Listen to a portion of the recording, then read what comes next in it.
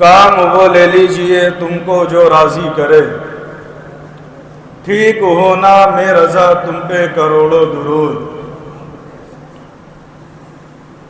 واہ کیا جود و کرم ہے شہ بطحہ تیرا، نہیں سنتا ہی نہیں مانگنے والا تیرا۔ میرے عزیز سنی غیور مسلمانوں، آج کے پرفتن اور ہوش ربا ماحول کے اندر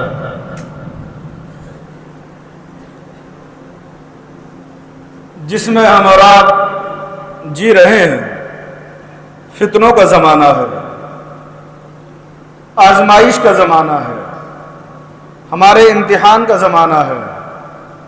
قدم قدم پر ہمارے اور آپ کے ایمان کے ٹمپریچر کو ناپا جاتا ہے، کبھی خدا کی ذات سے متعلق، کبھی اللہ کے نبی صلی اللہ علیہ وسلم کی ذات سے متعلق۔ آئے دن نئے نئے مسائل ہمارے اور آپ کے سامنے کھڑے ہوئے ہیں۔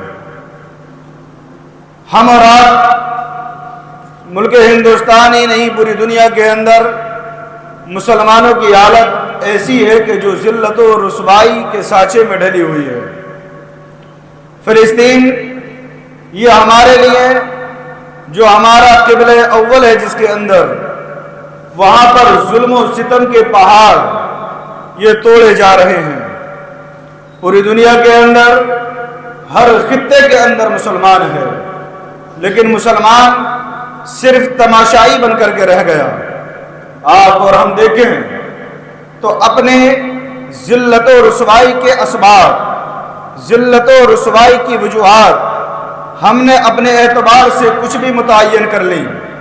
اگر کوئی یہ کہے کہ ہندوستان کے اندر مسلمان اس لیے پریشان حال ہے، اس لیے کہ مسلمان کے پاس طاقت نہیں، اگر کوئی ذلت و رسوائی کی وجہ یہ کہے کہ ہم اور آپ برباد اس لیے ہیں کہ ہمارے پاس سیاسی طاقت نہیں، کوئی اگر یہ کہے کہ مسلمان اس لیے پریشان حال ہے کہ مسلمانوں کے پاس دیگر اسباب موجود نہیں، تو میں یہ کہتا ہوں کہ اے لوگوں سنو، اپنے اعتبار سے اپنی ذلت و رسوائی اور پسماندگی کا سبب ہم چاہے کچھ بھی متعین کر لیں، لیکن ہماری ذلت و رسوائی کا سبب اصل یہ ہے کہ ہم اللہ کے احکام پر عمل کرنے والے نہیں۔ ہم خدا کے دین کو مانتے تو ہیں، لیکن خدا کے دین پر چلنے والے نہیں۔ ہم اور آپ اللہ والوں کی یادیں تو مناتے ہیں، اللہ والوں کے عرس تو مناتے ہیں، لیکن ہم اللہ والوں کی زندگی پر عمل کرنے والے نہیں۔ اللہ کے ولیوں نے جو ہمیں پیغام دیا، ہم ان پیغامات پر عمل کرنے والے نہیں۔ آئیے میں آپ کو لے چلتا ہوں کہ اپنے بزرگوں کی طرف، کہ ہمارے بزرگوں کا حال کیا تھا، ہمارے بزرگوں نے کامیابی اور کامرانی کیسے حاصل کی ہے۔ ارے ہماری اور آپ کی تاریخ یہ ہے کہ عجب مسلمانوں کی تعداد بہت کم تھی اور مسلمان بہت کم تعداد میں تھے، لیکن مسلمان کامیاب اور کامران تھا۔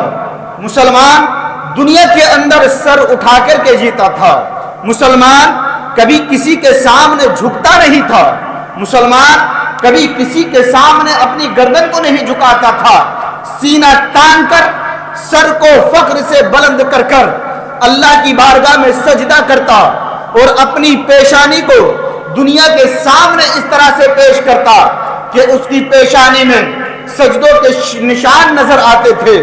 دنیا مسلمان کو دیکھ کر کے سمجھ جایا کرتی تھی کہ اس راستے سے محمد عربی صلی اللہ علیہ وسلم کا غلام جا رہا ہے، تو دنیا کہتی تھی کہ یہ مسلمان راستے سے جا رہا ہے، یہ کسی عورت کی طرف نظر نہیں اٹھائے گا۔ دنیا کہتی تھی کہ مسلمان یہ جا رہا ہے، یہ مسلمان ہے، جھوٹ نہیں بولے گا۔ دنیا کہتی تھی کہ یہ مسلمان ہے، یہ کبھی جھوٹ نہیں بولے گا، یہ مسلمان ہے، نہ کبھی سود کھائے گا، نہ کبھی سود کھانے والے کے پاس بیٹھے گا۔ دنیا کہتی تھی کہ دنیا کے اندر چاہے کتنے بھی لوگ کسی اور کی پرستش کریں، مسلمان مرنے کو تو مر جائے گا، لیکن کبھی غیر خدا کے سامنے نہ اپنی پیشانی کو جھکائے گا، نہ کسی کا چڑھاوا یہ اپنے حلق سے نیچے اتارے گا۔ اللہ اکبر کبیرہ، کس کی نظر لگی ہے مسلمانوں؟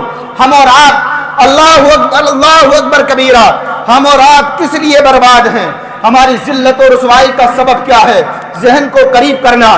میں آپ کو بتاتا ہوں تاریخ اسلام کا وہ چیپٹر، چاہے وہ جنگ بدر کا ہو، چاہے وہ جنگ احد کا ہو، چاہے وہ کسی اور غزوات کا ہو، چاہے میدان کربلا کا ہو، ہم اور آپ کامیاب کس لیے تھے؟ ہم اور آپ کامیاب اس لیے تھے کہ ہم نے دنیا کے ساز و سامان پر بھروسہ نہیں کیا، بلکہ مسلمان ماضی کا اگر کامیاب تھا تو اس کا کسی ذات پر بھروسہ نہیں، بلکہ اس کا بھروسہ خدا کی ذات پر تھا۔